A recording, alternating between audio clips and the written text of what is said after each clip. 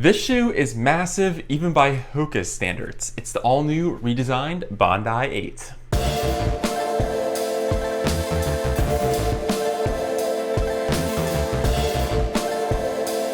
Before we get started, I do want to say these shoes were provided to me by Feet First Sports, an amazing locally owned running store in Columbia, Maryland. However, I didn't have a chance to preview this video, and this final synopsis is my own.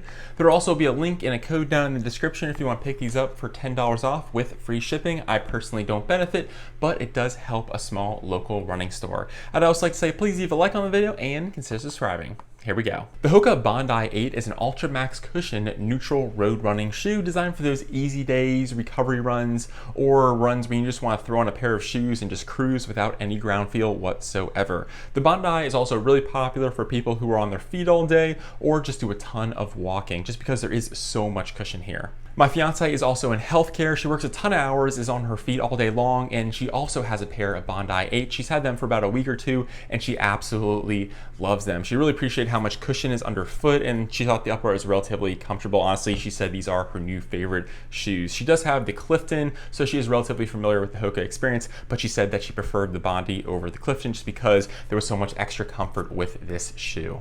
As far as the stack height goes, we do have the same setup as last year, 33 millimeters in the heel, 29 in the forefoot for that same 4 millimeter drop. Now with regard to weight, we do go up slightly, about 1/10 of an ounce. It's now 10.8 ounces, which isn't bad for how big this shoe is. Yes, it's heavy for a daily trainer, but at 10.8 ounces to get this much stack height is not bad at all. And like the previous version, the Bondi 8 will come in wide and extra wide for people who need that sizing option as well. Moving on to the upper, we do get a 2-layered engineered mesh setup with okay breathability. It wasn't the best, and we'll see how it performs as we get into some of these hotter summer months, but my gut reaction was it was a slightly warmer upper than I was expecting. The Bondi 8 did fit true to size with regard to length. However, it was a very narrow experience. So if you want a little bit more wiggle room or just a little bit more space throughout the upper, I might recommend going up half a size. The tongue is well padded, very similar experience to the Clifton and the Gaviota, and just like the Gaviota, it's only gusseted on the medial side. I guess Hoka figured that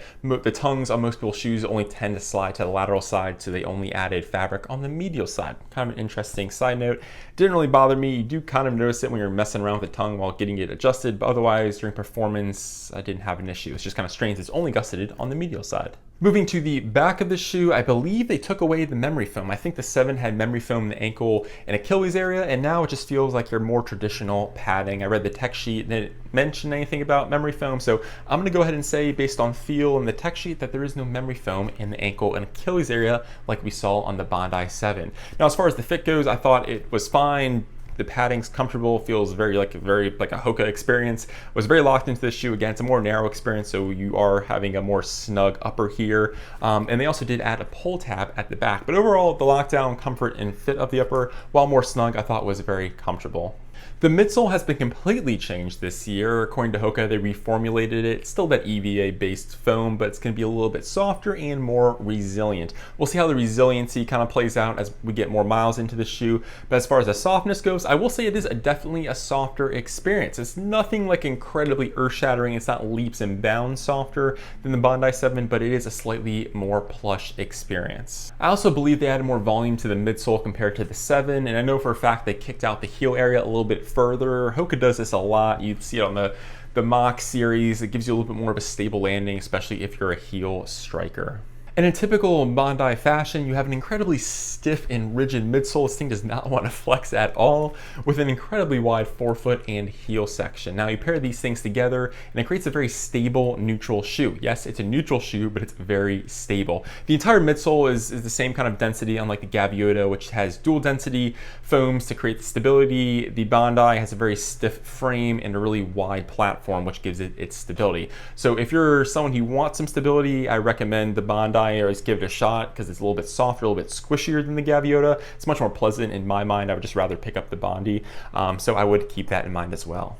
So overall, this feels like a very familiar Bondi experience with a more beefed up midsole, a little bit more guidance from the heel, and a slightly softer ride. It's nothing earth-shattering, it's just, I would say, slightly softer. Now, if we compare this to other Ultra Maxcushion shoes, I will say it's not as bouncy or as soft, which I think helps with the stability and depends what you're looking for. But again, just feels very much like a Bondi, just a little bit more to the midsole and just a slightly softer ride. Moving to the outsole, they did add more rubber compared to the previous version, which is a win for durability. Typically, Hokas aren't known for their longevity, although I will say the Bondi and the Gaviota are probably on the higher end of things just because there is so much to this shoe.